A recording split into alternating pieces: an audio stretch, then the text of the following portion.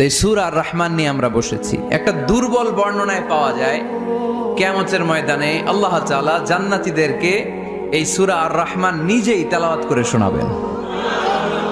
আমরা আল্লাহর তেলাওয়াত শুনতে চাই কি চাই না? চাই কি চাই না?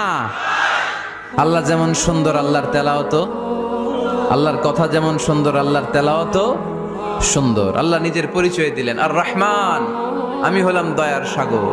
রহমান মানি দয়ালু, করুণাময়। রহমান মানি the most merciful, the most gracious.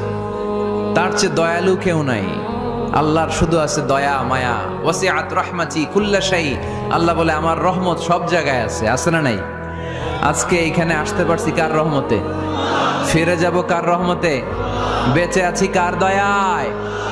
আল্লাহর দয়া ছাড়া আকাশ থেকে এক ফোঁটা বৃষ্টি ঝরে না। আমার আল্লাহর দয়া ছাড়া গাছের একটা পাতা ঝরে না।